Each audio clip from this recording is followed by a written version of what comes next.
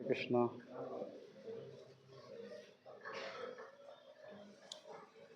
Intro दे देता था मैं। ठीक, शॉर्ट मध्ये.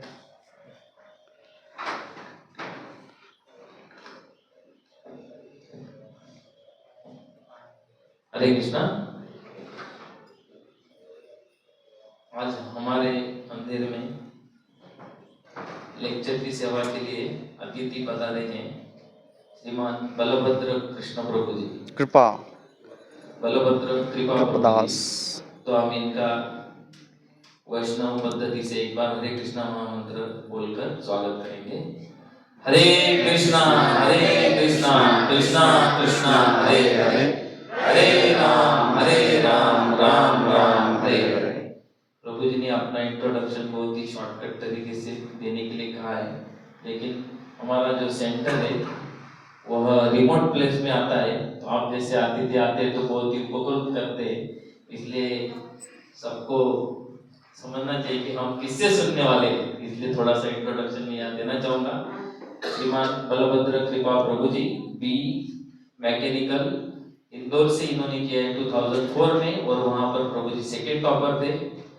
वर्किंग एक्सपीरियंस उसके बाद में उन्होंने 10 साल का लिया है, उसमें 6 साल भारत में उन्होंने सेवा दी, 4 साल जापान में सेवा दी है, और वहां पर उनको बेस्ट एम्प्लॉय अवार्ड भी मिला था। वहां पर vice president award for global project भी प्रभु जी ने प्राप्त किया है। इस तरह से इस्कॉन में प्रभु जी ने यूथ फोरम के लिए 2005 से सेवा देना प्रारंभ किया, जिसमें दिल्ली, जापान, चेन्नई और पुणे यह मंदिर और जगह का समावेश आता है। प्रभु जी यूथ ट्रेनर एंड गाइड के तौर पर सेवा देते हैं। भक्ति वेदांत रिसर्च सेंटर पुणे, जो पुणे विद्यापीठ से संलग्न है, वहां पर प्रभु जी सेक्रेटरी तौर पर सेवा दे रहे हैं। रूरल एजुकेशन डेवलपमेंट पुणे, वहां पर प्रभु जी एचओडी की तौर से सेवा दे रहे हैं। और प्रभु जी ने जो इस्कॉन के बहुत ही महत्वपूर्ण कोर्सेस है उसमें भक्ति शास्त्री, भक्ति वैभव प्राप्त किया है, और अभी भक्ति वेदांत। तो हम अभी श्रीमद् भागवतम के तीसरा स्कंद 5वां अध्याय और तीसरे श्लोक से चर्चा करेंगे. ओम नमो भगवते वासुदेवाय.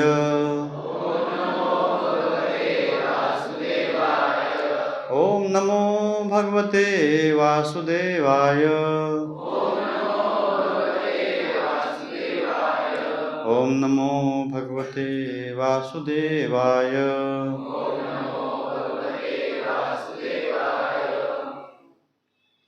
तो तीसरा स्कंद 5वां अध्याय तीसरा श्लोक का. तो ये जो घटना जिसके बारे में श्लोक का है, तो श्रीमद् भागवतम में आपको पता है श्रीमद् भागवतम ग्रंथ का नाम सुना है सबने, और भगवद गीता सुना है. ठीक है, दोनों सेम है कि अलग है? अलग. ठीक है, ठीक है. तो ये श्रीमद् भागवतम भगवद गीता जो है किसने बताया था?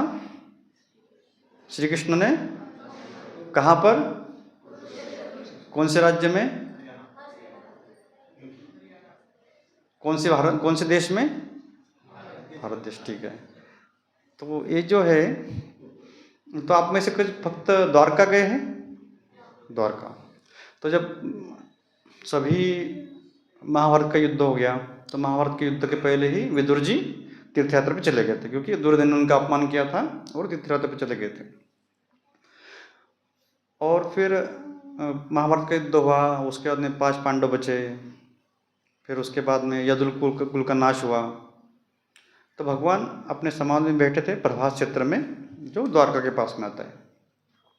प्रभास क्षेत्र मतलब जहाँ पे सोमनाथ है ना, वहाँ पे. तो वहाँ पे भगवान जब अपने धाम को प्रयाण कर रहे थे, उसके पहले ही उद्धव जी वहाँ पे आते हैं और भगवान को बोलते कि मुझे भी आपके साथ में आपके धाम आना है. तो भगवान बोलते नहीं, आपको कुछ इम्पोर्टेंट सेवा है वो करके आप फिर बाद में आ सकते मेरे धाम. तो कुछ लोग बोलते हैं, कुछ लोग नहीं, बहुत सारे लोग बोलते हैं कि भगवान को कर्म का फल मिला, फिर किसने बाण मारा, फिर भगवान का मृत्यु हुआ। ये सही है कि गलत है?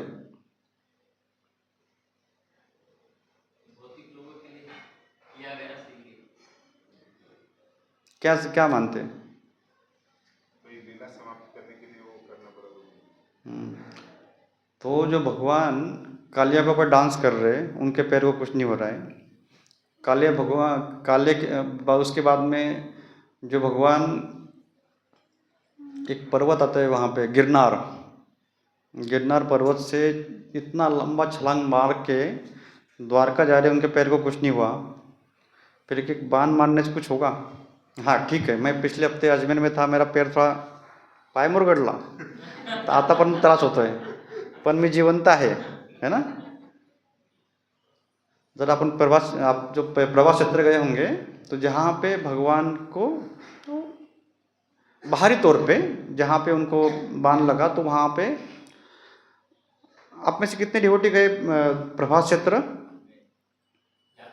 यात्रा गए थे ना? तो फिर से जाइए, जो बाकी भक्त नहीं गए।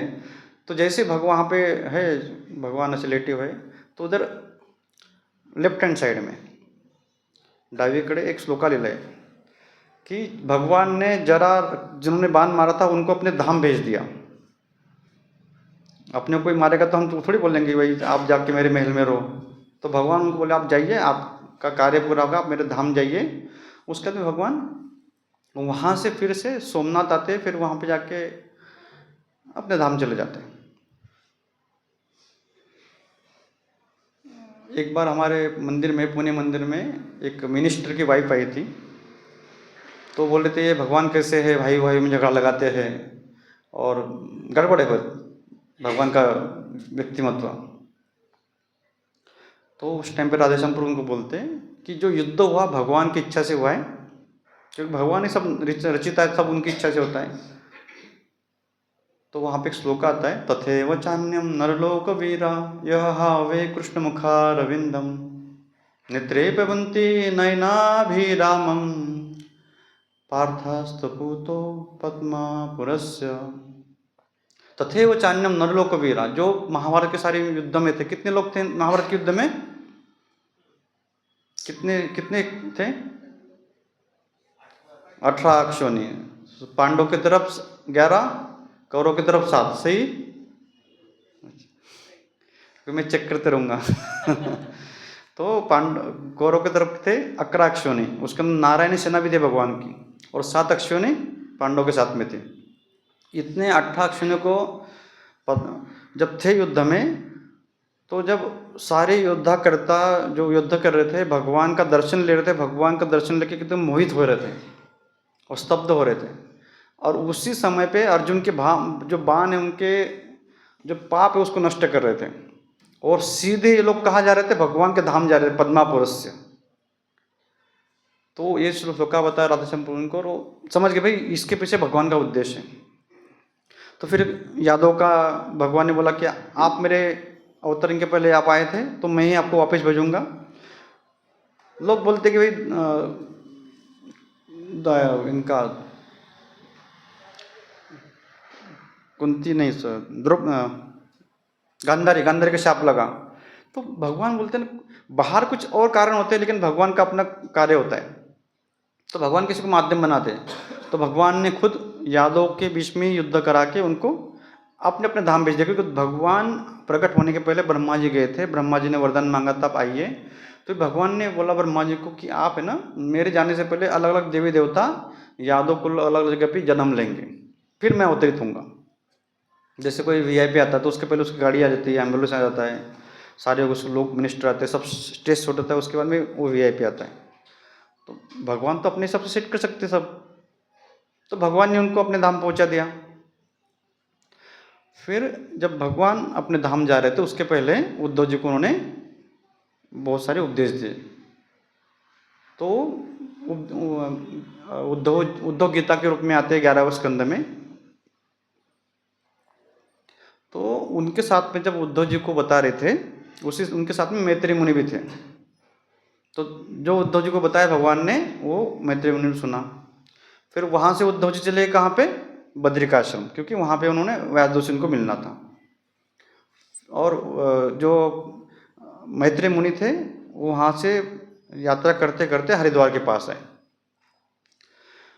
तो जब वहाँ पे उनको विदुर जी मिले हरिद्वार के पास में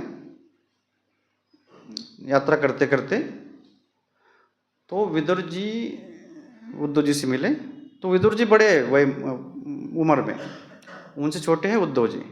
तो उद्धव जी ने बताया कि भगवान आपका स्मरण कर रहे थे अपने धाम जाने के पहले। तो विदुर जी द्रवित हो गए बहुत कि मेरे को याद किया भगवान ने, विदुर जी। और विदुर जी कौन है, तो साक्षात धर्मराज, मतलब अपने क्या बोलते, धर्मराज या यमराज। वो बोले यमराज का काम मुझे नहीं करना है। यमराज का काम क्या होता है, लोगों को शिक्षा देना उनके कर्मकल्प के हिसाब से। तो वो काम मुझे पसंद नहीं, तो मुझे कुछ भक्ति का कार्य करना है। तो उनकी इच्छा से वो आए थे और फिर उन्होंने फिर वो यात्रा किया। और फिर जब उद्धव जी से मिले तो उद्धव जी ने बताया कि भगवान ने अपने धाम जाने के पहले आपको याद किया था, आपका स्मरण कर रहे थे। तो एक जगह पे उद्धव जी, विदुर जी दुर्योधन भगवान को आमंत्रित कर रहा है 56 भोग के लिए, बहुत सारे भोग के लिए, लेकिन भगवान वहाँ पर नहीं जा रहे हैं, भगवान जा रहे हैं विदुर जी के घर पे। तो विदुर जी जिस तरह से उनका आह्वान करते थे, उनका उनको पूरा केयर करते थे, तो भगवान बहुत प्रसन्न होते थे। तो कभी कभी विदुर जी की जो पत्नी है उनको उनका सुंदर रूप देख के उनको केला देने के लिए केले के छिलके देते थे, इतने भाव व्यक्त। तो भगवान प्रेम स्वीकार करते, भक्ति स्वीकार करते। तो विदुर जी द्रवित हो गए कि भगवान ने मुझे याद किया, मुझे स्मरण किया। तो उद्धव जी बोले कि, फिर बोले आप भगवान ने और क्या बताया मुझे, क्या बताया और। तो बोले मैं तो आपसे छोटा हूँ, मैं आपके सामने क्या बोलूँगा, ये मर्यादा व्यतिक्रम हो जाएगा। तो आपने यहाँ पास में ही मैत्रेय मुनि है, उनसे आप सलाह लीजिए, उनको गुरु करके एक्सेप्ट कीजिए और आपको बताएंगे कि क्या चर्चा हुआ। तो जब पहली बार मतलब विदुर जी मैत्रेय मुनि से मिलते हैं, तो मैत्रेय मुनि के ग्लोरिफिकेशन में, उनके प्रोत्साहन में, प्रशंसा करने में ये श्लोका उद्धृत करते हैं। तो बहुत सुंदर श्लोका है। इस श्लोका का जो टाइटल है कि इस जगत में दुख क्यों है ना, दुख है कि नहीं, सब सुखी है, सब सुखी है कि दुखी है, बताइए। उसके बाद में फिर शुरू होगा दुखी है कि नहीं, क्योंकि भगवान ही खुद बोलते हैं, जो निर्माता है वही बोल रहे हैं कि दुखालयम अशाश्वतम। जैसे मैं अभी हॉस्पिटल से आ रहा था, उसका नाम है रुग्णालय, बोलते ना, रुग्णालय, यहाँ पे रुग्ण रहते हैं। तो रुग्ण, डॉक्टर के पास कभी कोई अच्छा व्यक्ति नहीं जाता है कि मेरा तबीयत ठीक है मैं आपसे मिलने आया हूँ, होता है कभी ऐसे? कभी नहीं होगा। तो डॉक्टर के पास जो लोग जाएंगे, कुछ तो पीड़ा है, कुछ तो प्रॉब्लम है, इसलिए उनके पास जाते हैं, इसलिए बोलते हैं रुग्णालय। तो भगवान उस पूरे जगत को बोलते हैं दुखालय। तो ये मुख्य कारण है। तो विदुर जी ये श्लोका उद्धृत करते हैं मैत्रेय मुनि के ग्लोरिफिकेशन में। तो हम साथ में दोहराएंगे, ठीक है। जनस्य कृष्ण विमुखस्य देवात् अधर्मशीलस्य सुदुःखतेश्च अनुग्रहाय चरन्ति नूनं भूतानि भव्यानि जनार्दनस्य जनस्य कृष्ण विमुखस्य देवात् अधर्मशीलस्य सुदुःखतेश्च अनुग्रहाय चरन्ति नूनं भूतानि भव्यानि जनार्दनस्य जनस्य कृष्ण विमुखस्य देवात् अधर्मशीलस्य सुदुःखतेश्च अनुग्रहाय चरन्ति नूनं भूतानि भव्यानि जनार्दनस्य। तो एक माता जी एक प्रभु जी इसको रिपीट कीजिए। जनस्य कृष्णात् जनस्य कृष्णात्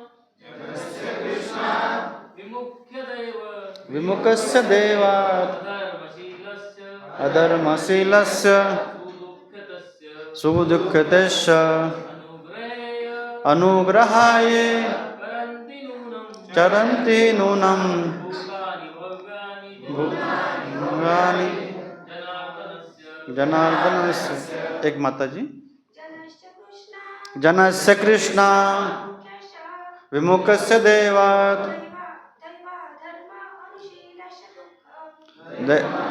अधर्मशीलस्य सुदुःखितस्य अनुग्रहाय चरन्ति नूनं भूतानि भव्यानि जनार्दनस्य। तो आप देखिए हम भगवान के अंश से जनस्य कृष्णा, हम किसके जन हैं? भगवान के जन हैं। जिसे भगवान बोलते हैं ममे वंशा जीव लोके जीवभूत सनातना, हम भगवान के अंश हैं। जनस्य कृष्णा। फिर क्या होता है? विमुखस्य देवा, जैसे हम भगवान से मुंह फेर लेते हैं, क्या होते हैं? भगवंताला पाठ दाखवणे, भगवान विमुखस्य देवात। फिर क्या होता है? जैसे हम भगवान से मुंह फेर लेते हैं, भगवान को पीठ दिखाते हैं, हम क्या होते हैं? हम अधर्म में लग जाते हैं। अधर्मशीलस्य, हम अधर्म का पालन करते हैं। और जैसे अधर्म का पालन करते क्या होते हैं? दुखी होना शुरू होता है। दुखी कैसे? सिंपल दुखी नहीं, बहुत दुखी, सुदुःखितस्य। फिर इसके ऊपर नेक्स्ट टाइम में सॉल्यूशन क्या है? जो व्यक्ति है, जो जीव है, भगवान के अंश है, भगवान से मुख हो चुके, अधर्म में लगे हैं, जो बहुत दुखी है, उनके ऊपर अनुग्रह करने के लिए अनुग्रहाय चरन्ति नूनं, जो भगवान के भक्त हैं, पूरे जगत में भ्रमण करते हैं, उनके ऊपर अनुग्रह करने के लिए, उनको कृपा करने के लिए। तो अब देखिए हमारा अस्तित्व देखिए, हम भगवान के अंश हैं, भगवान से विमुख हो चुके हैं, अधर्म में लगे हैं, अधर्म में लगने के कारण दुखी हैं, सुदुःखितस्य हैं। हमारे ऊपर अनुग्रह करने के लिए, कृपा करने के लिए जो भगवान के भक्त हैं, पूरे जगत में भ्रमण करते हैं, फिर से हमको भगवान की तरफ लेके जाने के लिए। तो हम शब्दार्थ पढ़ेंगे। जनस्य, सामान्य व्यक्ति की, कृष्णात, भगवान कृष्ण से, विमुखस्य, विमुख मुंह फेरने वालों का, दैवात, माया के प्रभाव से, अधर्मशीलस्य, अधर्म में लगे हुए का, सुदुःखितस्य, सदैव दुखी रहने वालों का, अनुग्रहाय, उनके प्रति दयालु होने के कारण, यह इस जगत में चरंती, विचरण करते हैं, नूनम, निश्चय ही, भूतानि, लोग, भव्यानि, अत्यंत परोपकारी आत्माएं, जनार्दनस्य, भगवान की। शब्दार्थ तात्पर्य भाषांतर शिला प्रभुपाद जी के द्वारा। शिला प्रभुपाद की जय। हे प्रभु, महान परोपकारी आत्माएं पूर्ण पुरुषोत्तम भगवान की ओर से पृथ्वी पर उन पतित आत्माओं पर अनुकंपा दिखाने के लिए विचरण करती है, जो भगवान की अधीनता के विचार मात्र से ही विमुख रहते हैं। तो ये कारण है कि हमारा जो कंडीशन सोल या बद्धात्मा का जो नेचर है कि भगवान के अलावा जो कुछ होगा ना उसको इजीली हम एक्सेप्ट करते हैं। क्या क्या एक्सेप्ट किया हमने? मोबाइल, सोशल मीडिया, टीवी, बहुत सारी चीज़ें। आप अगर बाहर जाके देखेंगे तो थोड़ा बाहर जाएंगे, टी पॉइंट पे 2 दुकानें हैं, है ना? फिर आगे जाएंगे तो नॉनवेज का। जो भगवान से अलग है ना उसको ज़्यादा हम जल्दी से एक्सेप्ट करते, ये चाहिए। लेकिन भगवान अगर हमारे जीवन में भक्त नहीं आते श्रील प्रभुपाद जी की कृपा से, तो हम भक्ति कर पाते? हमारा इच्छा था कि हमने जाके बोला कि मेरे को माला दो, मेरे को जप करना है, बोला खुद जाके? कितने नहीं बोला ना, मैंने खुद नहीं बोला तो तो जब तक कृपा ना हो तब तक नहीं पॉसिबल है भक्ति करना। क्योंकि भगवान बोलते हैं भक्ति का जो तिजोरी की चाबी मेरे पास नहीं है, भगवान के भक्तों के पास तिजोरी की चाबी है वो भक्ति के। तो तात्पर्य बहुत सुंदर तात्पर्य है। तो हम क्या करते, पहले प्रार्थना कर लेते है ना। ओम अज्ञानतिमिरन्धस्य ज्ञानाञ्जनशलाकया चक्षुरुन्मिलितं येन तस्मै श्रीगुरवे नमः। श्रीचैतन्य मनोभीष्टं स्थापितं येन भूतले स्वयं रूप कदा मह्यं ददाति स्वपदान्तिकं।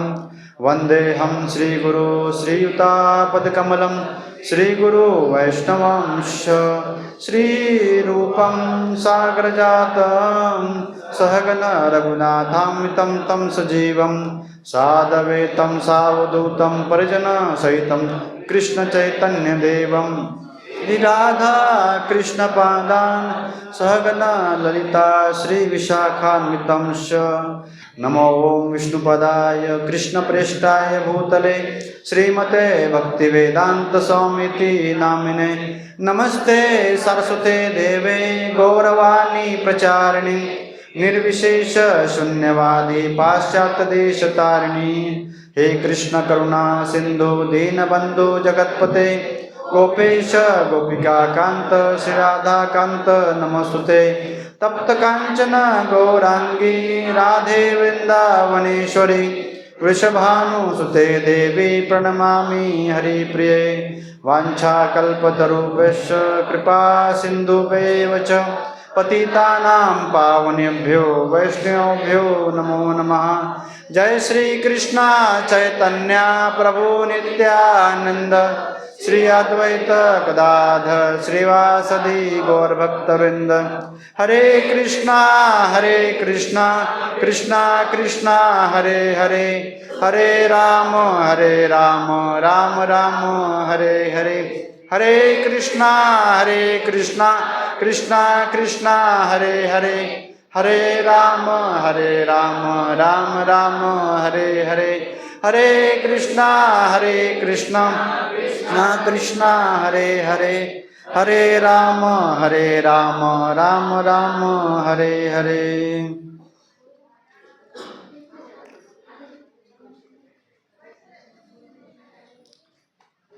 तो जनस्य कृष्णा विमुखस्य दैवात् अधर्मशीलस्य दुःखितस्य अनुग्रहाय चरन्ति नूनं भूतानि भव्यानि जनार्दनस्य। तो आप में से कितने भक्त ऐसे हैं तो जो जानकीनाथ प्रभु के धूले आने के पहले भक्त थे? नाथा जी और प्रभु जी। तो जानकीनाथ प्रभु आए हमारे जीवन में, है ना। तो उनको तो नासिक में तो सब ठीक था, पहले प्रभु जी निगड़ी में थे, फिर मुंबई में थे। तो प्रभु जी का जीवन बहुत कष्ट भरा हुआ है, लेकिन हमें बताते हो उनके कष्ट। लेकिन ये कि उनका बहुत कृपामय स्वभाव है। तो मैं प्रभु जी से कल पूछ रहा था कि नासिक भी जाते हैं, नासिक के पास में और एक सेंट्रल जेल रोड में, फिर ताकेत भी है, धुले भी है, शिरपुर भी है, 40 गाँव भी है, बाकी और भी प्रचार चल रहा है, बाकी उनके ग्रंथ भी है वैन मूल्य शिक्षण के। तो इतना सब कुछ करने के बाद में क्या जरूरत था उनको फिर धुले के जो नगरवासी उनको परेशान करने का? कुछ जरूरत था जानकीनाथ प्रभु को? तो जानकीनाथ प्रभु का स्वभाव है कि प्रभुपाद का जो अनुकंपा भाव है उन्हीं को कंटिन्यू किया कि हमें सेवा करना चाहिए। तो प्रभु मैं पिछले महीने आया था एक दिन के लिए, तो प्रभु जी बोल रहे थे कि मैं नासिक से जाता था, धुले सिरपुर जाता था, फिर वहाँ से 40 गाँव जाके, लेकिन नासिक से सिरपुर के बीच में धुले भी आता था। तो धुले में कुछ चाहिए, भक्तों को कुछ स्थान चाहिए, मंदिर चाहिए। तो सब कुछ उन्होंने इच्छा किया कि भक्तों का सेवा करना है, सबको भक्ति करना चाहिए। तो उनकी इच्छा से सब कुछ मैनिफेस्ट हो गया। जो भक्तों ने हमें जगह दिया है, जो भक्तों ने मंदिर बनाए, सब ने मदद किया। तो इच्छा कीजिए अच्छा, भगवान सारा जोड़ देते हैं, है ना। तो जानकीनाथ प्रभु के आदेश अनुसार और सुधीर गौर प्रभु के इच्छा अनुसार प्रयत्न कर रहे हैं आपके साथ में भागवतम के ऊपर चर्चा करने का। जो जो प्रोविजन बताया तो वो तो मेरा भौतिक कुछ था अचीवमेंट, लेकिन ज़्यादा अचीवमेंट के भक्तों का सेवा करना। भक्त अगर प्रसन्न हो जाए तो जीवन सक्सेसफुल हो जाता है। तो प्रभुपाद बहुत सुंदर तात्पर्य थे। हम तात्पर्य के ऊपर चर्चा करेंगे 1 बजे तक प्रभु जी। तो हमारे पास अभी 25 मिनट्स है, 28 मिनट है, तब तक हम चर्चा करेंगे। उसके बाद फिर एक छोटा वीडियो है इसी श्लोक से कनेक्टेड प्रभुपाद के जीवन के ऊपर, और फिर हमें क्या करना चाहिए उसका हम चर्चा करेंगे। तो प्रभुपाद बोलते पहला लाइन, परमेश्वर की इच्छाओं के प्रति आज्ञाकारी होना हर जीव की स्वाभाविक स्थिति है ना। परमेश्वर की इच्छाओं के प्रति आज्ञाकारी होना हर जीव की स्वाभाविक स्थिति। जीवेर स्वरूप है कृष्ण नित्य दास, कि भगवान का सेवक रूप में होना ही हमारा स्वाभाविक स्थिति बाय डिफॉल्ट। जिसके अलग है तो गलत है। फिर जैसे माता पिता बोलते कि मैंने बच्चों को बड़ा किया है तो बच्चा मेरा सब कुछ सुनना चाहिए, यही माता पिता की अपेक्षा होती है। उसके ऊपर तो बोलते कि बच्चा हाथ से चला गया है या बिगड़ गया है, माता पिता सुनते नहीं। जैसे आप देखेंगे, आप में से कौन कौन पुलिस स्टेशन गए हुए हैं? पुलिस स्टेशन गए हैं? किन्होंने FIR का नाम सुना है? फर्स्ट इन्फॉर्मेशन रिपोर्ट नाम सुना है? FIR सुना है? कितने डिवोटी ने FIR देखा है या पढ़ा है या लिखा है? कोई नहीं। माता जी आप पुलिस में कि वकील है? डॉक्टर है, तो माता जी को ज़्यादा कनेक्ट होता है। बिना FIR को एडमिट नहीं करते हो ऐसा नहीं क्या?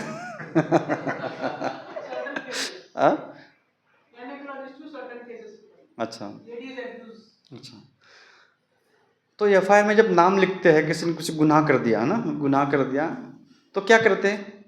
उसको अपराधी को लेके आते हैं, है ना। फिर क्या होता है? आगे उसको बैठा दे, खड़ा करते हैं, पुलिस स्टेशन में खड़ा करते। फिर क्या बोलते हैं? FIR लिखना है। क्या बोलते हैं? क्या पूछते हैं? नहीं लिखना है, FIR लिखना है। तो क्या क्या पूछेंगे पुलिस वाले? अपराधी खड़ा है, गुनाह करके आया है, पकड़ा उसको, FIR क्या पूछेंगे? क्या? तो जोर से नहीं गलत। क्या पूछेंगे? एक बार मेरा सबसे रिक्वेस्ट है, आप पुलिस स्टेशन में जाके आओ। मैं ऐसे नहीं गलत करके, मैं गुनाह करके नहीं जाना है, जस्ट इन्फॉर्मेशन के लिए जाना है। क्या होता है, क्या प्रोसीजर है पता होना चाहिए ना। क्या करते हैं? जल्दी जल्दी बताना, हमारे पास टाइम बहुत कम है। नाम पूछेंगे। क्या पूछेंगे? नाम क्या है? हाँ ठीक है, नाम लिख दिया। फिर उसके आगे क्या पूछेंगे? पिता का नाम पूछेंगे। आपका नाम क्या है? पिता का नाम पूछेंगे, है ना। उसके बाद में एड्रेस क्या है, वो सब।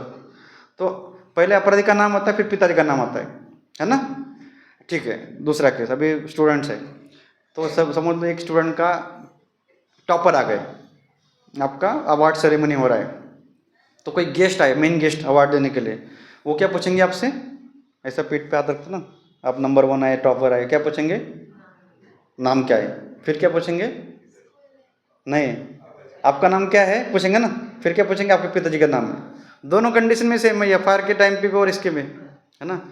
तो बच्चे का नाम पूछा जाता है, फिर पिताजी का नाम पूछा जाता है। अगर बच्चे ने कुछ अच्छा किया तो पिताजी को क्रेडिट जाता है, बच्चे ने कुछ गलत किया तो भी पिताजी का नाम आता है, दोनों केस में। तो उसी तरह हमारे है माता पिता है भौतिक शरीर के, लेकिन हमारे परम पिता कौन है? भगवान श्री कृष्ण। तो परमेश्वर की इच्छाओं के प्रति, जैसे माता पिता की इच्छा प्रति, उसी तरह परमेश्वर की इच्छा के प्रति आज्ञाकारी होना हर जीव का स्वाभाविक स्थिति है। तो हमें भी भगवान के आदेशों को प्रति आज्ञाकारी होना चाहिए। तो भगवान ने आदेश कहाँ दिए? गीता और भागवतम में दिए। तुकाराम महाराज भी बोलते गीता भागवती करते श्रवण खंड चिंतन विठोबा से। इसलिए तुकाराम महाराज स्पेसिफिक क्या पढ़ना चाहिए? गीता भागवतम। किंतु विगत दुष्कर्मों के कारण ही जीव भगवान की अधीनता के विचार से मुख मोड़ता है, मुख मोड़ता है। तो हमारे जो पिछले गलत कर्म है उसकी वजह से हम भक्ति नहीं कर पाते। अभी बहुत सारे लोग हैं ना, क्यों भक्ति नहीं कर रहे? क्योंकि उनके पिछले जो कर्म है ना बहुत बुरे हैं, बहुत मुश्किल होता है। जैसे मैं शुरू में मुझे बोला था माला जप करने के लिए, तो मैं हफ्ते में एक माला करता था। वो माला करने में बहुत भारी जाता था। हफ्ते में एक माला हरे कृष्ण महामंत्र बहुत भारी जाता था। क्यों? क्योंकि पाप कर्म है। जब तक हम पाप कर्म से हटते नहीं तब तक हमें साधना करना, भक्ति करना बहुत मुश्किल होता है। लेकिन भक्ति करना ही एक ही सॉल्यूशन है जिससे हम अच्छे हो सकते हैं। कोई है कि जिन्होंने अपने जीवन में बहुत कर्म किए लेकिन बाद में अच्छे भक्त बने हैं? ऐसा कोई उदाहरण है हमारे शास्त्रों में? अजामिल है और वाल्मीकि झाला। तो बहुत गलत कर्म थे, लेकिन भगवान का नाम लेने से, भगवान का भक्ति करने से सारे पाप कर्म से मुक्ति हो गया। इसलिए हम जब दीक्षा लेते हैं, कितने भक्त यहाँ पे रोज जप करते हैं, अपना माला जप हरे कृष्ण मंत्र का जप करते हैं? तो अब डरना थोड़ी है, कुछ मतलब गलत थोड़ी पूछ रहे हैं। जप करते हैं, सर्व जप करतात का भगवंताचं नामस्मरणाचा? ठीक है, धन्यवाद। तो जब गुरु से दीक्षा लेते हैं तो गुरु हमसे दो ही चीज़ पूछते हैं और कुछ नहीं, कि भाई आप 4 नियमों का पालन कीजिए और हरे कृष्ण महामंत्र जप कीजिए। 4 नियमों का पालन क्या करेंगे? तो पालन करने से हमारे पाप जो वृत्ति होती है, पाप कम हो जाते, नष्ट हो जाते। तो क्या है? सत्य सोचो दया तप। सत्य मतलब हमें झूठ नहीं बोलना है, जुआ नहीं खेलना है। सोच आंतरिक शुद्धता, बाहरी शुद्धता होना चाहिए।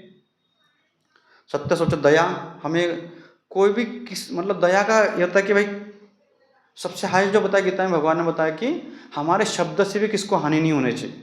शब्द से भी, मारना काटना नॉनवेज खाना तो बहुत दूर की बात होगी, शब्द से भी किसी को हानि नहीं होना चाहिए। वो दया, तपस्या, और जो गलत चीज़ें जो हमारे भक्ति मार्ग में अड़सर है या व्यत्यय है उससे हमें दूर रहना है। जैसे दारू है वगैरह सब है, तो ये गलत चीज़, तो ये बंद करेंगे ना तो हमारा पाप में एक जो अकाउंट है वो बंद हो जाता है, और हरिनाम करेंगे तो हमारा शुद्धता हो जाएगा।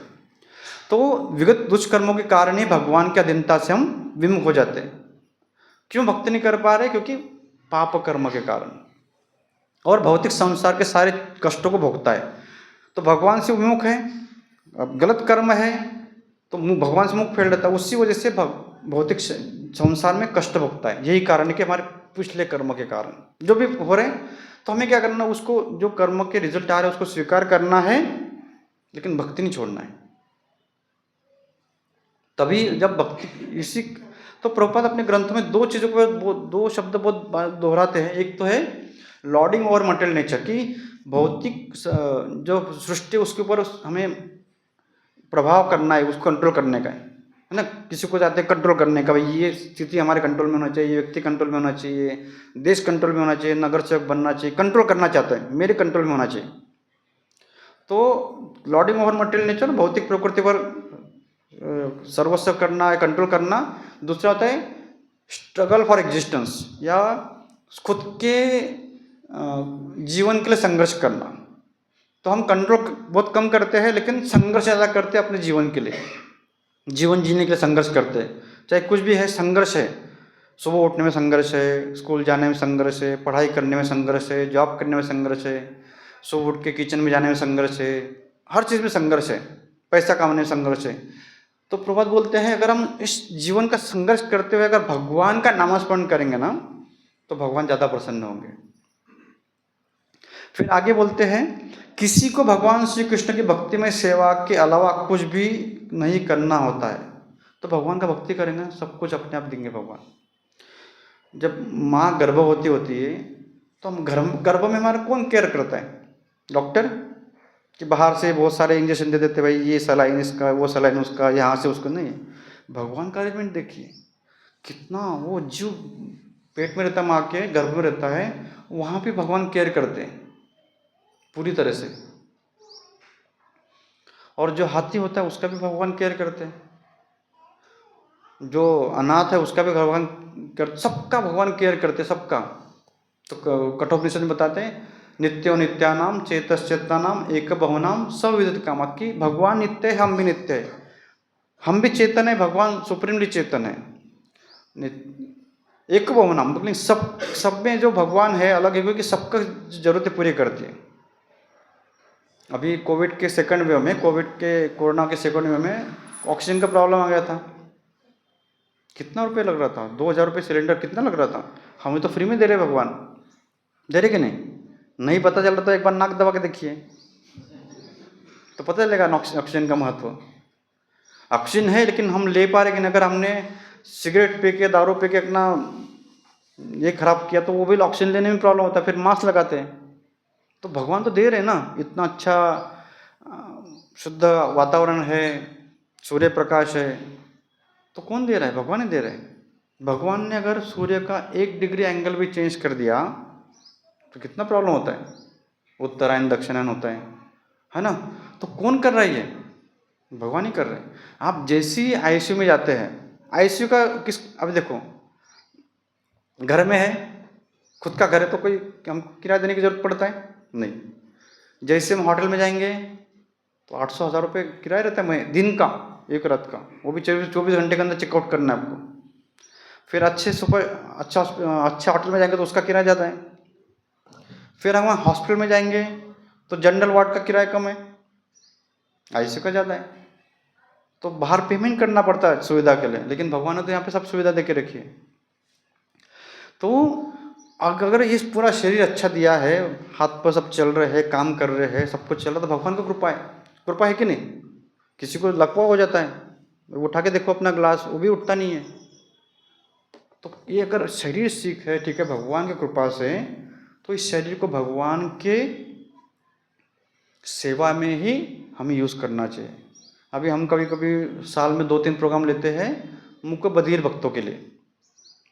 तो पिछले साल लिया था हमने, तो ऑल ओवर इंडिया से 252 भक्त आए थे, जो जप कर रहे हैं, भागवतम पढ़ रहे हैं, भक्ति कर रहे हैं, सब कुछ कर रहे हैं। तो उनके लिए जब सेमिनार तो मेरे को वो लग रहा था कि कैसा इनका जीवन है कि भाई बोल नहीं पाते, सुन नहीं पाते, दोनों, है ना।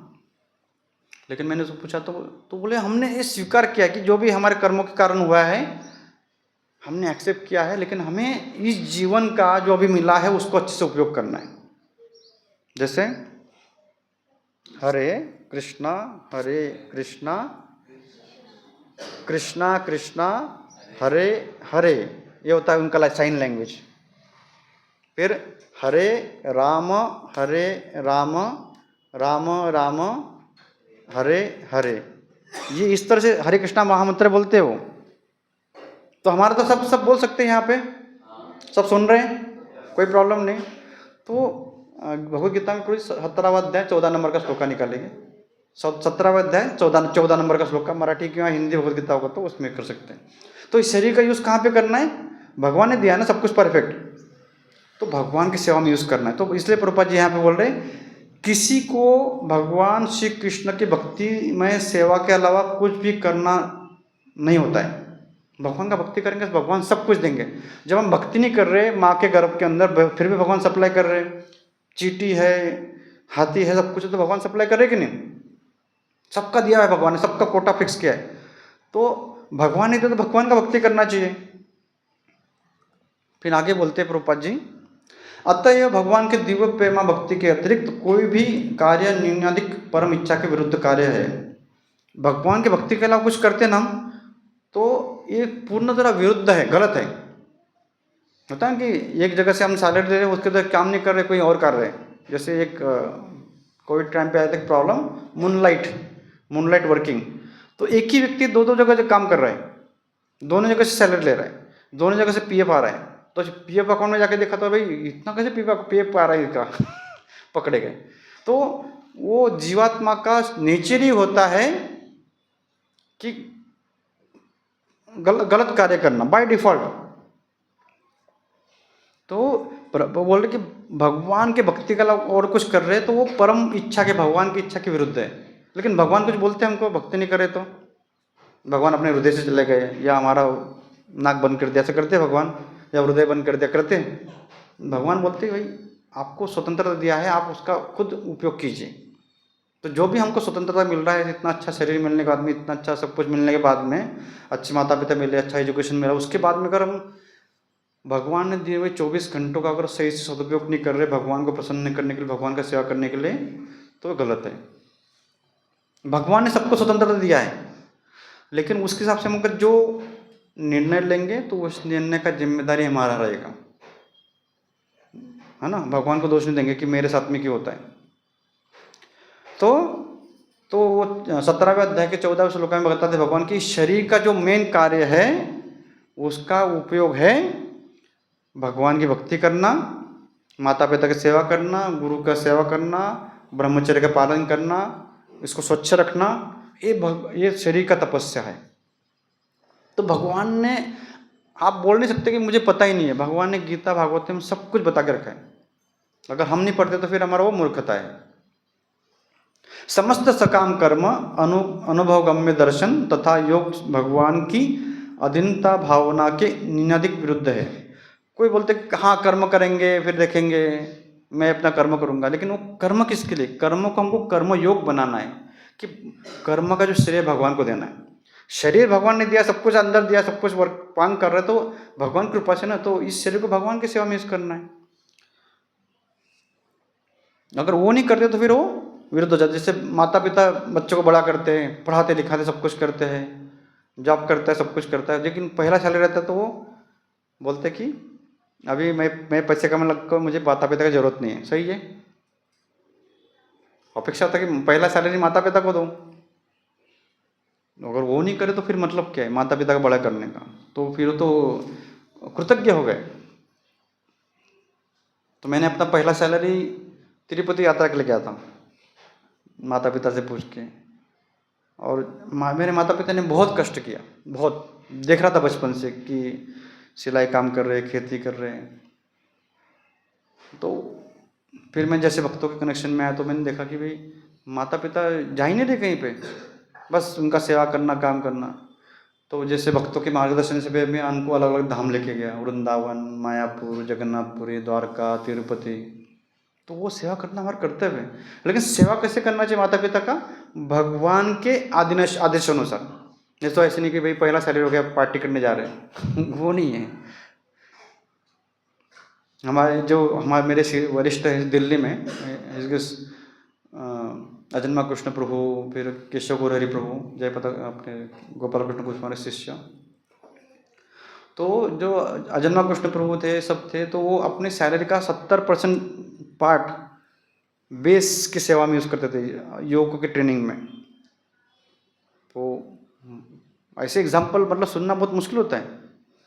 जब राम मंदिर बना हमारा, तो राम मंदिर में एक माता थी वृंदावन में रहने वाली, शूज स्टैंड का सेवा करते थे। शूज स्टैंड पे रह के लोगों का शूज रखना, फिर वो जो लेते हैं उसको वो दान के रूप में लेते थे। उन्होंने कुछ पता नहीं एग्जैक्ट अमाउंट याद नहीं आ रहा है, कुछ लाख रुपए उन्होंने अयोध्या में डोनेट किए, अयोध्या मंदिर में।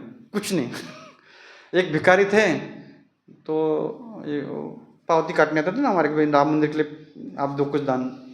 तो एक भिखारी थे, उन्होंने बोला कि ये 10 रुपये है मेरे तरफ से, इसका पावती बनाओ।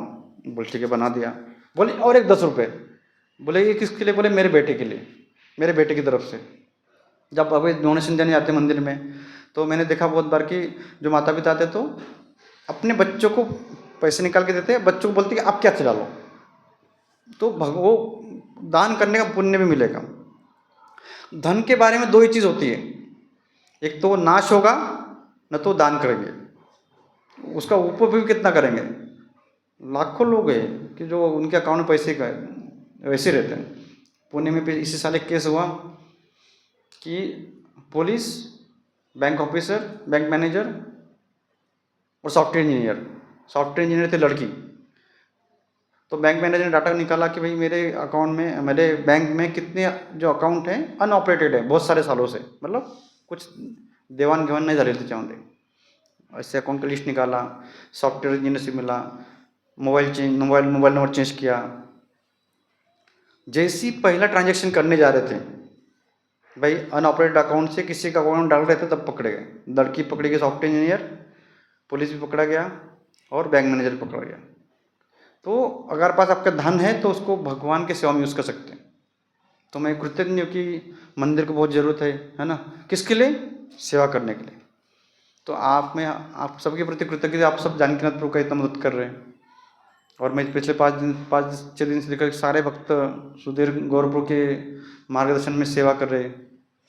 तो यहाँ पे दान करेंगे तो कुछ कमी नहीं होगा, भगवान कुछ कमी नहीं करेंगे। जब हम नहीं दे रहे तब हमारा केयर कर रहे, तब भगवान को 1 रुपया देंगे जितना भी हमारा क्षमता है, तो भगवान तो केयर करेंगे और ज़्यादा देंगे। वो मराठी में कहा होता है ना, देणाऱ्याने देत जावे घेणाऱ्याने घेत जावे, देता देता देणाऱ्याच्या हातच घ्यावे। म्हणजे हाथ काटना नहीं है वो वृत्ति लेना है दान करने का। तो भगवान का सेवा करना है। भगवान का सेवा कैसे कर सकते हैं? अपने शरीर से, अपने वाणी से, अपने क्वालिफिकेशन से, अपने धन से हमें भगवान का सेवा करना है, भगवान के आंदोलन में। जो जीव ऐसे विद्रोहपूर्ण कार्यों में लगा हुआ है वह प्रकृति के उन नियमों के द्वारा प्रायः तिरस्कृत किया जाता है जो भगवान के अधीन है। तो अगर हम भगवान की सेवा में नहीं तो किसकी सेवा में रहेंगे? माया की सेवा में। 2 ही ऑप्शन है, भगवान का सेवा करो न तो माया का सेवा करो। माया बहुत घुमाती है, बहुत। तो देखो, घर में, हमारे घर में जो बर्तन होते किचन में, वो बर्तन का साइज़ और यहाँ के बर्तन का साइज़ कौन सा बड़ा होता है?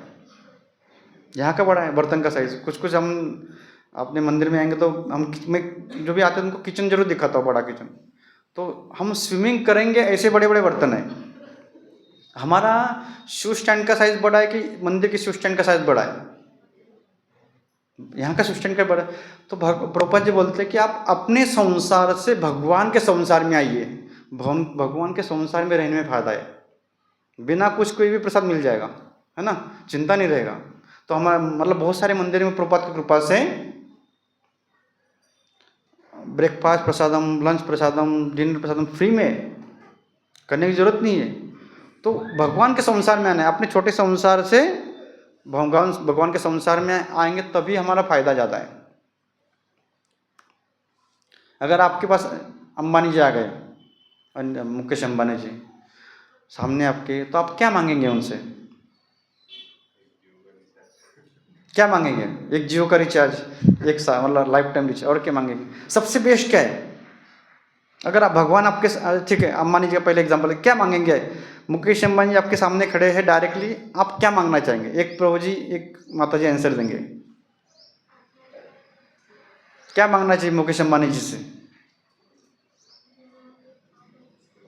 नहीं, आपने यस प्रभु जी, कोई मांग, क्या मांगेंगे?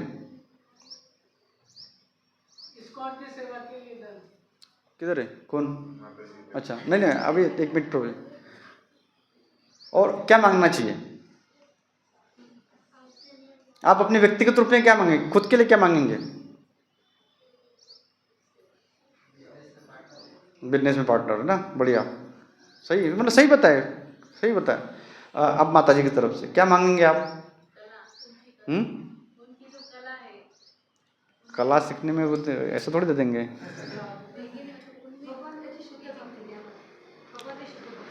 मुकेश अंबानी जी से। ठीक है। और अभी मेरा दूसरा पॉइंट, भगवान के सामने खड़े आप, साक्षात राधा दामोदर है, विठल रुक्माई है, गौर निताई है। एक चीज मांगो जो सारी चीज मिल जाएंगे। एक चीज क्या मांगेंगे? वो भगवान का, भगवान को मांग लेंगे।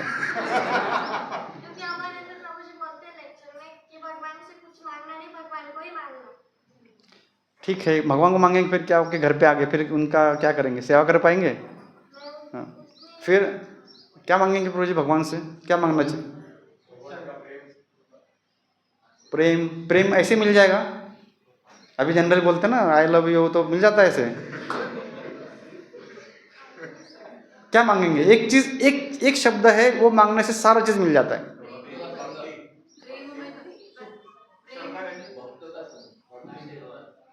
तो हमें एक ही चीज मांगना चाहिए भगवान से।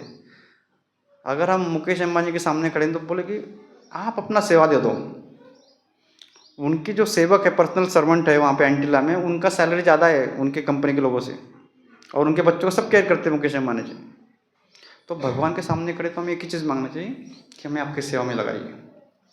सेवा मिलेंगे तो सब कुछ वही देंगे ना। तो उसी तरह हमें भगवान से एक चीज़ मांगना चाहिए, आपकी सेवा में हमें लगाइए। तो जो भी सेवा दिखता है हमको वो करना चाहिए। हमारे नासिक मंदिर में जाएंगे तो वहाँ पे एक पंजाबी फैमिली आता है, बिना बोले डेली वहाँ पे साफ सफाई करते हैं पंजाबी फैमिली। मैं कुछ साल उधर जाता था, माँ वहाँ पे रहती नासिक में, तो बिना किसी के बोले साफ सफाई करते हैं, कोई बताने की जरूरत नहीं। तो भगवान तो देख रहे हैं, भगवान के लिए साफ सफाई करना भी सेम है, अंदर के अंदर सेवा भी करना सेम। तो सेवा मांगिए, तो सेवा से हम भगवान से कनेक्ट होंगे। फिर भगवान के महान शुद्ध भक्त पतितों के प्रति दयालु होते हैं, इसीलिए वे आत्माओं को भगवत धाम वापस लाने के उद्देश्य से संसार भर में विचरण करते रहते हैं। तो प्रभुपाद जी को क्या जरूरत था, 70 साल की उम्र में भारत के बाहर जा रहे हैं, इतनी कठिनाई में क्या जरूरत था। तो यही कार्य है कि भगवान के महान शुद्ध भक्त पतितों के प्रति दयालु होते हैं कि भाई ऐसे प्रॉब्लम में है, इसलिए वे आत्माओं को भगवत धाम वापस लाने के उद्देश्य से संसार भर में विचरण करते हैं भगवान का भक्ति देने के लिए। तो शिला प्रभुपाद की कृपा से इस्कॉन में इतनी सेवा है, हमारे नेचर की हिसाब से सेवा है, जैसा हमारी इच्छा है, जैसा हमारी क्षमता है, जैसा हमारी इच्छा है उसके हिसाब से सेवा है।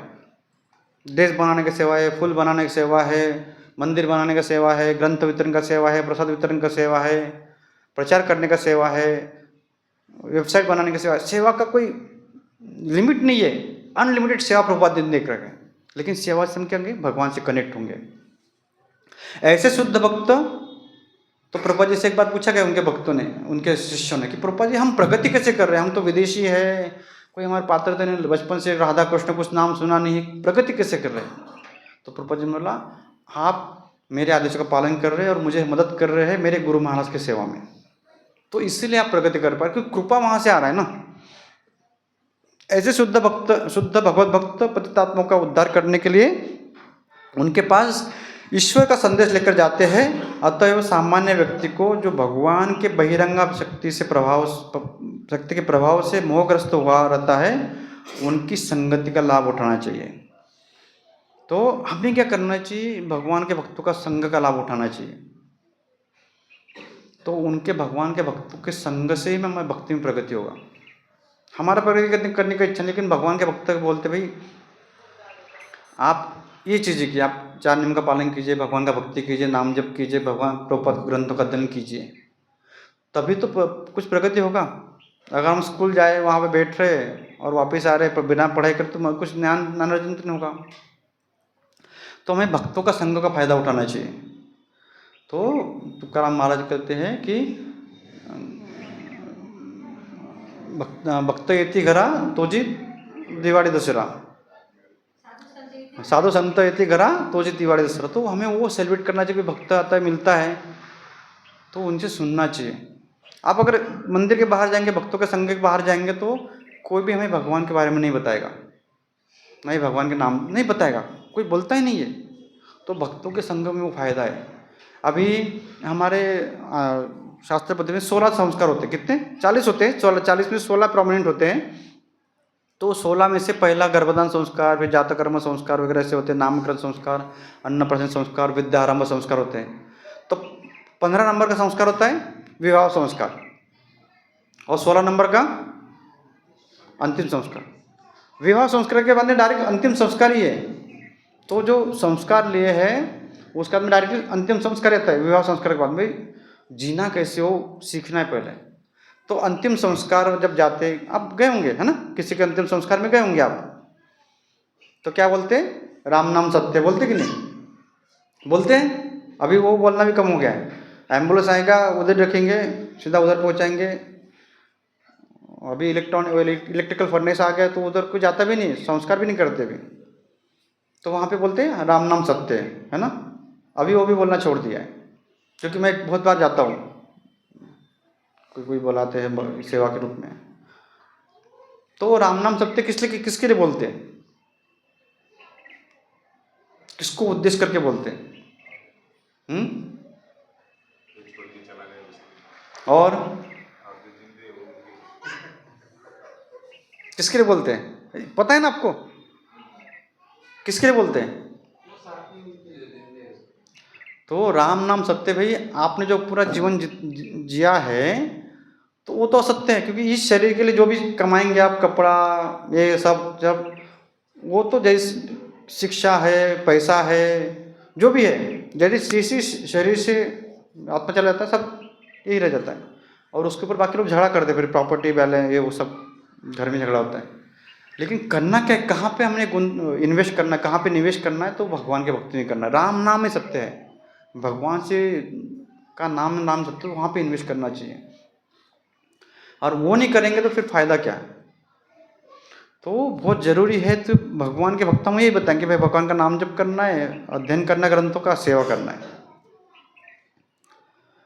तो आप सब लोग जप करते हैं, भगवान का नाम स्मरण करते हैं ना। तो प्रभुपाद का ये वीडियो जो प्रभुपाद से जीवन से कनेक्टेड है, वीडियो देखेंगे कि श्रीला प्रभुपाद ने हमारे ऊपर कृपा करने के लिए क्या किया है।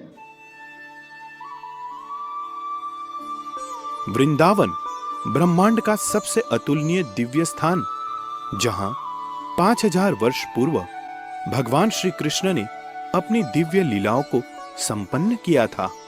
यहाँ संपूर्ण विश्व से भक्तगण भगवान की दिव्य लीला तथा नाम में मग्न होकर अपना शरीर त्याग करने आते हैं।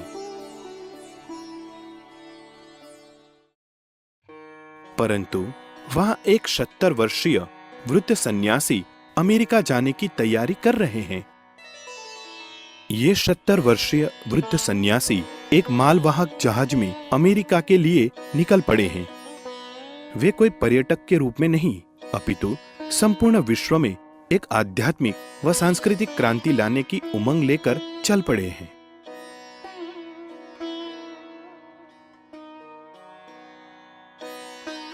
वे अपने साथ श्रीमद् भागवतम से भरा एक संदूक, टाइपराइटर, एक छाता और 40 रुपए लेकर निकले हैं, जिन वस्तुओं का अमेरिका में प्रायः कोई मूल्य नहीं है। उनके गुरु का आदेश उनकी एकमात्र प्रेरणा है। विश्व भर में श्री चैतन्य महाप्रभु के संदेश का प्रचार करो। कई महीनों के कड़े संघर्ष के बाद चमत्कार होने लगा। अमेरिका की दिग्भ्रमित युवा पीढ़ी इन वृद्ध सन्यासी के आध्यात्मिक संदेश के प्रति आकर्षित होने लगी।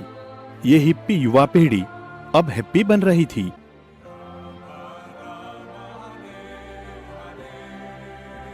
केवल 1 वर्ष के संघर्ष के पश्चात इन सन्यासी ने एक आध्यात्मिक आंदोलन, अंतरराष्ट्रीय कृष्ण भावनामृत संघ की स्थापना की।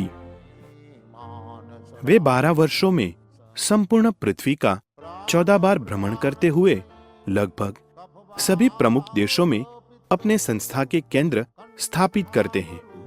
साथ ही साथ वे अपने सबसे महत्वपूर्ण योगदान पर हमेशा कटिबद्ध रहे और 60 से अधिक ग्रंथों का अनुवाद एवं टीका करके अपनी संस्था को एक सशक्त आधार देते हैं। 4 प्रकार का पाप छोड़ दो और भगवान की सेवा करो। सेवा माने सब समय भगवान का चिंतन करो, भगवान में भक्ति करो। पैसा है तो भगवान का खूब अच्छी तरह से मंदिर बनाओ, खूब सेवा करो, खूब अच्छी तरह से भोग लगाओ। ये हमारा भारतीय कृष्ण है। नशापान, मांसाहार, व्यभिचार और जुआ जैसे जीवन को नष्ट करने वाली आदतों में लिप्त लोग इनके संपर्क में आने से उन आदतों को पूरी तरह से त्यागने लगे और भगवान को केंद्र में रखते हुए पूर्णतया सज्जन पुरुष बन गए। उन्होंने 5000 से अधिक शिष्य को दीक्षा दिया। ये सब अद्भुत कार्य उन्होंने केवल 12 वर्षों में किया। ये महान हस्ती है अंतरराष्ट्रीय श्री कृष्ण भावनामृत के संस्थापक आचार्य कृष्ण कृपा मूर्ति श्री श्रीमद एसी भक्ति वेदांत स्वामी प्रभुपाद। शास्त्रों में भविष्यवाणी थी, पृथ्वी ते आछे यत नगरादि ग्राम, सर्वत्र प्रचार होइबे मोर नाम। पृथ्वी के हर गांव और शहर में कृष्ण के नाम का प्रचार होगा। श्रील प्रभुपाद जी ने विश्व में आध्यात्मिक एवं सांस्कृतिक क्रांति लाते हुए अपने योगदान को इतिहास के पन्नों में अंकित किया। जिस क्रांति को श्रील प्रभुपाद जी ने प्रारंभ किया था, उसे अब उनके अनुयायी आगे बढ़ा रहे हैं।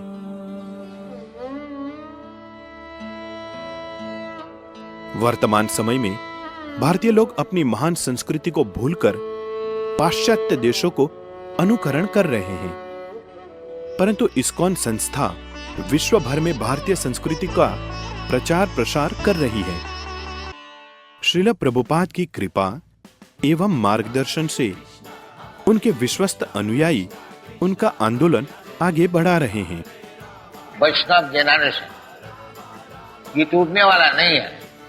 हम तो वयोवृद्ध हुआ, अभी 78 वर्ष का है, हो सकता है कभी भी चला जाऊंगा, बाकी हमारा विश्वास है ये लोग चलाएंगे, ये उधर नष्ट होने वाला।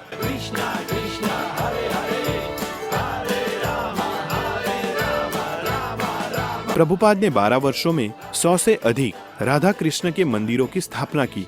तदंतर उनके अनुयायियों ने 500 से अधिक मंदिर एवं सैकड़ों प्रचार केंद्र विश्व के कोने कोने में स्थापित किया।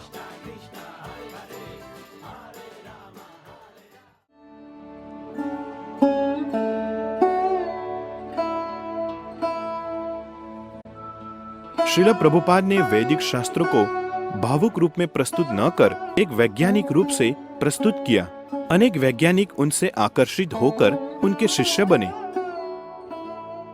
प्रभुपाद के ग्रंथों का 60 से अधिक भाषाओं में अनुवाद कर 5 करोड़ से अधिक प्रतियां वितरित की है।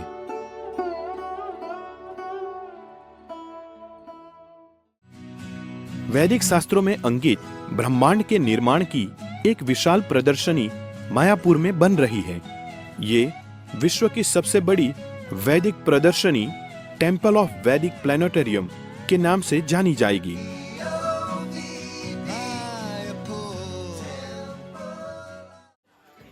इस्कॉन के सारे कार्यों का एक अविभाज्य अंग, जिसे विश्व का कोई भी व्यक्ति बिना कोई पूर्व योग्यता के स्वीकार कर सकता है और जीवन की परम सफलता को प्राप्त कर सकता है, वो है भगवान श्री कृष्ण के दिव्य नामों का कीर्तन एवं श्री कृष्ण प्रसाद को ग्रहण करना। हम तो अकेले ही इतना किया है, अगर आप लोग सब आइएगा तो सब सारा दुनिया वैष्णव हो जाएगा। आप लोग थोड़ा सा पाकिस्तान के लिए रो रहे हैं, सब हिंदुस्तान हो जाएगा। तो आप लोग तो आते ही नहीं, हम क्या करें? अकेले जहां तक हो रहा है आप लोग आशीर्वाद कीजिए, आगे और बढ़े। जब आप लोग भारतीय हैं, इस देश को उद्धार देखिए तब अफ्रीकन लोग कैसे कीर्तन कर रहे हैं। तो सभी आप लोग, हम परदेश से आदमी ला करके ये नचाते हैं, आप लोग नहीं नचा सकते क्यों? ये हमारी प्रार्थना। आप लोग नचाइए, आप लोग इधर है। ये बेचारी परदेशी अमेरिका से यूरोप से लाकर के इसको नचाने पड़ेगा हमको। ये आवश्यकता है, ये निवेदन है, इसको ग्रहण कीजिए, इस तरह से काम कीजिए। सेंटर मौजूद है, अच्छी तरह से इसको बनाइए, जैसे शास्त्र में लिखा है उसे काम कीजिए, गुरु बन जाइए, उसको उद्धार। Thank you very much. हरे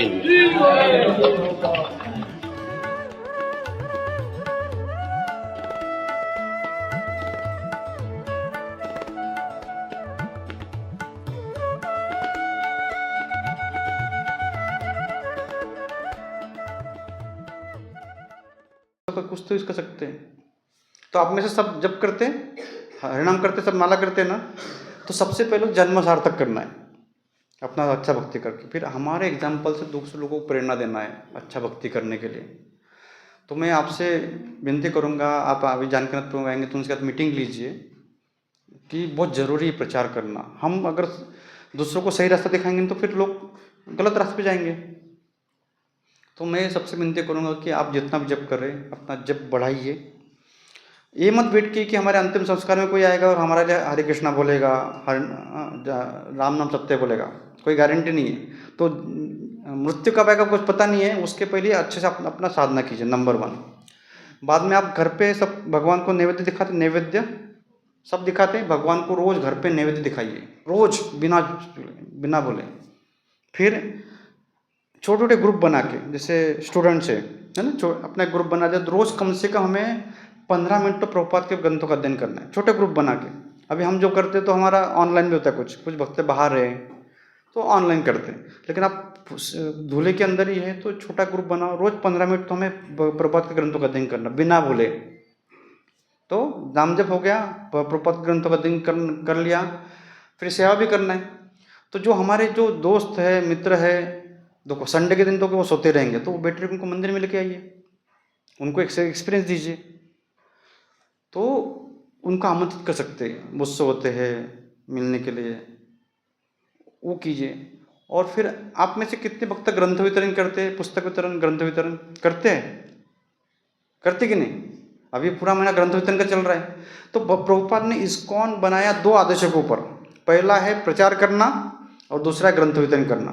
जब तक हम ये 2 आदेशों का पालन करेंगे तब तक हम प्रभुपाद का कृपा दे पाएंगे दूसरों को। जब तो क्या फिर अपने पास ही बैठा लखड़ा, भाई भाई भक्त हो, लेकिन दूसरों को बांट नहीं रहे हम। तो हमें कम से कम, मेरा ऐसे विनती है हर भक्त से कम ये मैराथन महीना चल रहा है, 15 जनवरी तक चल रहा है अभी, तब तक एटलीस्ट हर एक भक्त को कम से कम एक बॉक्स गीता का, एक बॉक्स में 32 भगवद गीता आते हैं, एक बॉक्स तो वितरित करना ही करना है। साल में एक बार बोल रहा हूँ मैं, साल में एक बार 32 गीता नए लोग मिलेंगे उनको दीजिए गिफ्ट भगवद गीता, कोई मना नहीं करेगा, अच्छे से स्वीकार करेगा। तो ग्रंथ वितरण कीजिए और मंदिर में सेवा कीजिए कुछ। मैं अभी हमारे मंदिर में कुलकर्णी प्रभु है, उनका एज बहुत ज़्यादा हो गया है, चलना बहुत मुश्किल है, तो मैंने उनको प्रभु जी आप शरीर से कुछ सेवा नहीं कर सकते ना, तो आप हर एकादशी के दिन भगवान के लिए 1 शॉट तुलसी लेके आइए, उनकी सबसे बताया, तो हर एकादशी को लेके आते हैं। तो हमारा जो भी क्षमता है, भाई कोई शिक्षक है तो अपने क्लास में सिखाया गीता के बारे में, जो भी क्षमता है, जितना अच्छे से जप करेंगे ना भगवान आपको खुद प्रेरणा देंगे, खुद शक्ति देंगे अच्छा सेवा करने के लिए। तो एक बार जानकर आने के बाद में आप मीटिंग कीजिए कि प्रभु जी मैं ये सेवा करना चाहता हूँ, सेवा करेंगे तभी भगवान से कनेक्ट हो जाएंगे, नहीं तो बिना सेवा के कोई भगवान से कनेक्ट नहीं होगा। प्रभुपाद इतना कर सकते हैं, तो प्रभुपाद को बहुत मदद है हमें सेवा करने का। तो आप पूरे धुले जाके देखिए घूम के, तो कोई ये नहीं करे। तो हमें अपने कंफर्ट जोन से बाहर जाके लोगों को भक्ति देना है, हम नहीं करेंगे तो कौन करेगा? तो हम जब प्रचार करेंगे, लोगों को भगवान के छत्र छाया में लेके आएंगे, तब हमको बहुत आनंद लगा कि भाई किसी को तो हमने बचाया है पाप कार्यों से। तो हमें रोज़ जितना हम जब को बढ़ाना है, रोज़ 15 मिनट कम से कम ग्रंथों का अध्ययन करना, अपने ग्रुप में साथ में वो प्रभु जी के साथ में आप बात कीजिए, जानकर प्रभु जी कैसे ग्रुप बनाने हैं। उसके बाद में रोज़ भगवान को भोग लगाना है, रोज़ तुलसी का सेवा करना है। मंदिर में आप जो ऐसा कर सकते, पूछिए कि क्या क्या जरूरत मंदिर में, बाती बनाने का सेवा है, फुलबाती, कुछ हार लाने का सेवा, तो कीजिए कुछ तो कुछ। ऐसे नहीं कोई एक माता जी हार बना रहे तो वही बना देंगे, मुझे कुछ नहीं करना है। देखिए कि कहाँ कहाँ सेवा करना है। भगवान से प्रार्थना कीजिए कि मुझे आप सेवा करना है, मुझे आप प्लीज़ गाइड कीजिए, कुछ प्रेरणा दीजिए कि मुझे आपका सेवा करना है। जितना हम सेवा करेंगे उतनी भगवान से कनेक्ट रहेंगे, ठीक है। तो हमें भी क्या करेंगे, एक माला साथ में जब से जैसे करते जानकार प्रभु वैसे जप करेंगे और साथ में करेंगे। जप का अर्थ प्रभुपाद जी बता रहे है ना, हरे कृष्णा महामंत्र, हरे कृष्णा कृष्णा कृष्णा हरे हरे, हरे राम राम राम हरे हरे। इसका अर्थ ये होता है कि भगवान मुझे अपनी सेवा में लगाइए। तो जितना हम इंटेंसली करेंगे भगवान बोलेंगे अरे अच्छा ये सेवा मांग रहा है। तो सेवा आता है तो हमें सेवा को मना नहीं करना है कि सेवा तो मांगा लेकिन मैंने नहीं मांगा, इसको दे दो, ऐसा नहीं करना है। तो मांगा है तो सेवा के लिए तत्पर भी रहना है। तो कम से कम एक बॉक्स तक गीता इस बार इस महीने में डिस्ट्रीब्यूट कीजिए आप। तो अभी एक बॉक्स ले लीजिए भगवत गीता का, पूरे साल में कीजिए, लेकिन करना जरूर है। न तो क्या है, धूले सेंटर का अगर प्रगति करना है तो हमें भक्त भी बढ़ाने हैं, इससे जानकर तो ज़्यादा प्रसन्न होंगे, ठीक है।